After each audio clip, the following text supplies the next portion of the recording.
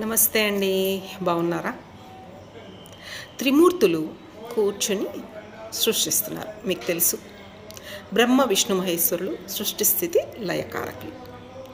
So బ్రహ్మగారు కూర్చొని ఒక కుక్క బొమ్మని రెడీ చేసి వీరికి అని శివయ్య వైపు చూస్తాడు. శివయ్య ఒక 40 సంవత్సరాలు ఇద్దామా అని కుక్కని, నీకు ఒక 40 సంవత్సరాలు చాలా విశ్వాసంగా మనుషులకు ఉండి వాళ్ళకి రాత్రిపూట కాపలా కాస్తూ ఇల్లులు, సో జాగ్రత్తగా విశ్వాసంగా బతుకు, ఒక 40 సంవత్సరాలు బతుకు. అయ్యయ్యా శివయ్య వద్దొద్దు, నాకు 40 సంవత్సరాలు వద్దు, నేను అంత కాపలా కాయలేను, ఒక్క 10 సంవత్సరాలు చాలు అని తనకి 30 సంవత్సరాలు వద్దని అనేస్తుంది కుక్క. సరే అని నవ్వుతూ అలాగే అంటాడు. నెక్స్ట్ ఆవు బొమ్మ తడి చేస్తాడు మన బ్రహ్మయ్య.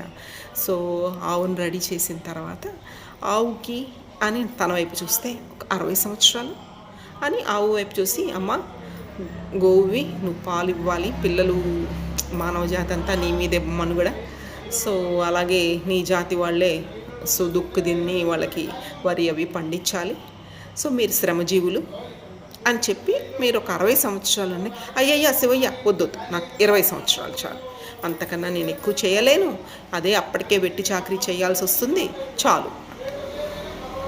సరే అలాగే అని అప్పుడు మనిషిని సృష్టించాడట. మనిషిని తయారు చేసి శివయ్య వైపు చూస్తే బ్రహ్మగారు, శివయ్య ఒక 20 సంవత్సరాలు అంటే, ఏంటి 20 సంవత్సరాలు? సంతోషంగా ఉండడానికి 20 సంవత్సరాలు ఎక్కడ సరిపోతాయి? నువ్వే అన్నావుగా సంతోషంగా ఉండండి మనుషులంతా అని. సో నాకు కుక్క వద్దందిగా, అలాగే తిను కూడా, ఆవు కూడా వద్దంది, ఈ అందరి లైఫ్ నాకు ఇచ్చాయి.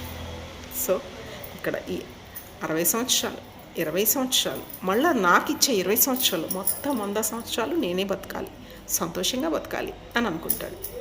కానీ శివయ్య చెప్తాడట, అలాగే కానీ 100 సంవత్సరాలు తీసుకో, కానీ 20 సంవత్సరాలు మాత్రమే సంతోషంగా హాయిగా ఆడుతూ పాడుతూ బతికేస్తారు.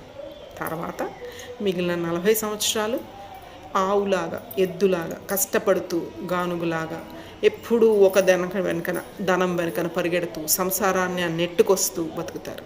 లాస్ట్ 20 సంవత్సరాలు కుక్కలాగా ఒకరి మీద అరుగుతూ అలకతో ఏమీ సణుక్కుంటూ మురుక్కుంటూ, పెద్దవాళ్ళు ఉంటారు కదా, జనరల్గా వాళ్ళకి మనం అంత విలువ ఇవ్వము, దాంతో వాళ్ళు రాత్రిపూట అరవడం, కోపం పడడం జరుగుతూ ఉంటుంది కదా. అలా అన్ని జీవాలు అంటే ఈ 2 జీవాల లైఫ్ తీసుకోవడం వల్ల